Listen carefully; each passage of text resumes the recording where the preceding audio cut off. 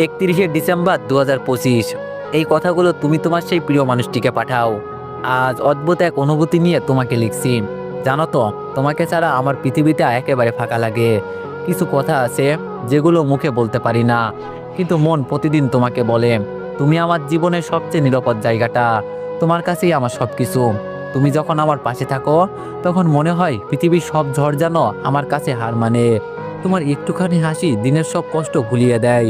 তোমার চোখ দুটোতে আমি খুঁজে পাই শান্তির আলম, আর তোমার স্পর্শে পাই এক অদ্ভুত অনুভূতি।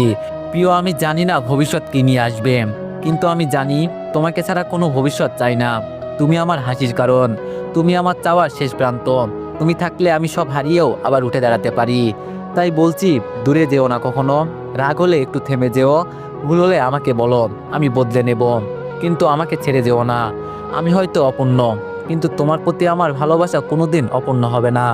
যদি কখনো মন ভেঙে যায়, আমার হাতে হাত রেখো। যদি দুঃখে আটকে যাও, আমার বুকে মাথা রেখো। আমি তোমার পাশে থাকবো, চুপচাপ নিশ্চুপ কিন্তু শক্তভাবে। তুমি শুধু আমার প্রিয় নও, তুমি আমার অভ্যাস, তুমি আমার শান্তি, তুমি আমার সেই মানুষ যার জন্য জীবনের সব পথ সহজ মনে হয়। সময় বদলাবে, মানুষ বদলাবে, জীবন পাল্টাবে, কিন্তু তুমি থাকলে আমি সবকিছু নতুন করে শুরু করতে পারবো। তাই বলছি, কোনোদিন এক মুহূর্তের জন্য আমাকে ভুলে যেও না।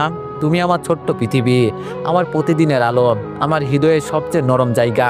আমি চাই আমরা দুজন মিলে একটা গল্প লিখি, যেখানে শেষ নেই, ভাঙন নেই, শুধু ভালোবাসা আছে। প্রিয়, তুমি আমার আজও কালো সারা জীবনও। তাই আবারও বলছি, কোনোদিন দূরে যেও না।